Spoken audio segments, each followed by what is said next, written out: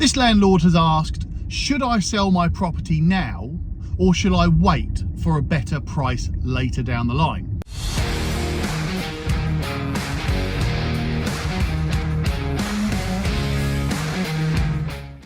That's a really common question, and in fact, it's not just with landlords. This is the same question that many people ask about whether or not they should sell their property or wait to see what the property market does. So I wanted to give you a couple of tips and a couple of things to think about when it comes to either waiting to sell your property or selling the property now. First of all, if you're a landlord, you are probably having this thought at some point.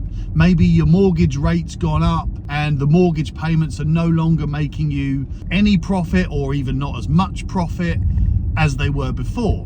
Or perhaps the whole cost of being a landlord has got a bit too much. Or maybe all of the regulations and compliance and rules that you have to follow now has put you off and you're fed up with it. And so your obvious trail of thought is going to be, shall I keep going? Shall I keep this property and ride it out? Or shall I sell and then just exit? First things first, should you wait for the property market to improve, for your property to go up in value?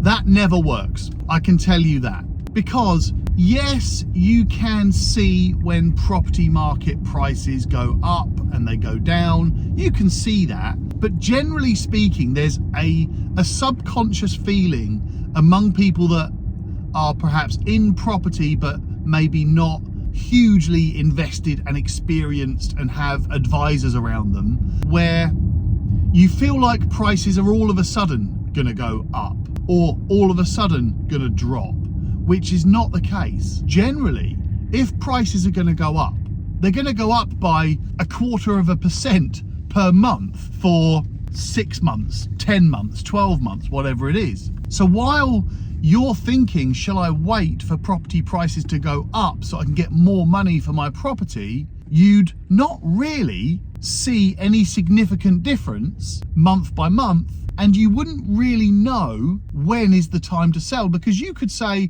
okay, prices have gone up for the last few months, I'm going to sell now, but that could be the end of that gradual increase. So you might end up putting it on the market because everybody else will have seen that prices are going up. So you might put yours on the market at that time, so does everybody else. And you know what supply and demand does, it dictates property prices. So if loads of people put their properties on the market because they can see this very gradual increase over the last few months, you might not benefit much, if at all. There isn't really strong or reliable way for people to forecast the property market so accurately, unless you have advisors and you've got teams of people that their job is to look at this stuff, or you know how to read the data and interpret the data to predict property market increases or decreases. The other thing to remember is if you're a landlord and your property is currently rented out, then you have to try and think about who you're going to try and sell to. If you're going to try and sell it to another landlord so that you don't have to evict the current tenant and you're going to sell it to another landlord keeping the tenant in place, then you'll have to consider things like that landlord is probably going to want some sort of deal. They're going to invest their cash into a property that produces a return on investment, but you are likely to want top money for that property. So if you decide to sell to another landlord, you'll need to take into account, in fact, you could probably just work it out yourself. What would you buy it for? If you were looking for a property that you were going to buy as a rental property, as a property investment, how much would you want to pay for your property? So if you keep that tenant in place, that's likely to be the price that somebody else will also want to pay for that property. Now, you might get different landlords that might pay a bit more, other landlords that might pay a bit less, but generally speaking, you're going to have to do a deal if you want to sell your property to another landlord. Now, that might work for some people. Some people might really need to get out of the property. Maybe the mortgage payments are losing you money each month. Maybe the property itself is just not making you enough profit, or you just cannot keep it. Or even more, you might need to release the cash. You might need to get the cash out of it to do other things with. So actually, to sacrifice 5 grand might not be a bad idea for you to be able to exit from that property quickly. Landlords don't have chains. So effectively, you are speeding up your sale process versus whether you evict the tenant to sell and then get yourself into a chain. But on the flip side of all of that, you might decide to sell, let's say, to a first-time buyer, which is the biggest of the buyer markets, and that might help you sell for more money. So you can either sell quickly for a little bit less or sell a bit slower for a little bit more, because you'll have to go through the whole process of evicting the tenant and then perhaps getting the property back to a level of quality, and then you've got to go through the selling process, then the conveyancing process. There might be a chain, there might not be, we hope not. If it's a first-time buyer, there's obviously no chain. So you have to consider those things as well. But overall, the waiting thing is the bit that's going to get you. If you spend your time waiting, then you're not spending your time doing. So I would think quite accurately about what is your exit strategy and why do you need to exit and when do you need to exit. Do you need the cash now?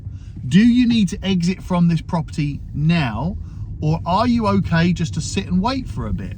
If you're okay sitting and waiting for a bit, there's your answer. You can just put it on the market, or you can evict the tenant and sell then. Now, I'm sorry, tenants, that's not a nice thing to hear, but sometimes landlords need to sell. And unfortunately, it's a downside to being a tenant, isn't it? And I'm sure everyone knows a tenant or knows of a tenant that has had to leave a property because their landlord has had to sell. I feel bad for you. It's a terrible thing. But at the same time, it's worse if you have to be evicted because a landlord can't afford the bills and you've got to be, and the property's being repossessed. So landlords, consider those things first of all. If you're thinking of waiting for the property market to increase, then make sure you're doing that correctly. Make sure you're collecting as much data as you can. When I'm buying properties, for an example, I am looking at the specific region, and there are a few factors that I'm looking for. There's a few pieces of data and some information that I'm specifically looking for in order to predict whether that property market is going to grow or if it's going to shrink. For an example, when I was buying properties in the Northeast, I was looking for very specific things, and that's what made me go up to the Northeast to buy. And I bought properties up there. I did very well from those properties, and I guess my forecast was correct. And in fact, I think the Northeast is better again. I think that's a really good target area to start buying again. So, oh, by the way, if you're thinking of buying somewhere in the Northeast as an investment, then let me know, because I've got the whole team up there now, because I've been doing that up there for some time. I've got sourcing agents, I've got lettings teams, I've got contractors. So I'm happy to connect you up with any of those to try and help you out and find the right properties, work with the right people. That's really important up there. There are so many cowboys up there, and I've worked with some of them, unfortunately. But anyway, I will happily connect you with any of my contacts. You'll just need to contact me. Email me, tom@soanegroup.co.uk, or you can message me through Facebook, or you can comment below, whatever, however, just contact me and I'll just connect you up by email, probably, with the right people. But anyway, back to the point. If you are asking yourself, should I sell or should I wait? If you want my honest opinion, sell. If that is a consideration and you're thinking of selling because you're not making enough money, you can't afford to keep the property, you need to release the cash, and that's your thought process, should I wait or should I sell? I would exit now. If you can do something better with that cash, if you can save yourself from losing money, I would sell. But that's my opinion. You will do something different. I'm not an investment advisor. I'm not anything like that. So you do what's right for you, but that's what I would do. If I had a property that was losing money, I would exit as quickly as possible, because you've got to prevent yourself in all ways from losing money. Look, I hope that little bit of insight helped. It just popped into my head. I saw someone ask the question, so nothing scripted there. Just a load of waffle and rant from me, as per usual. Shock. All right, I'll speak to you later.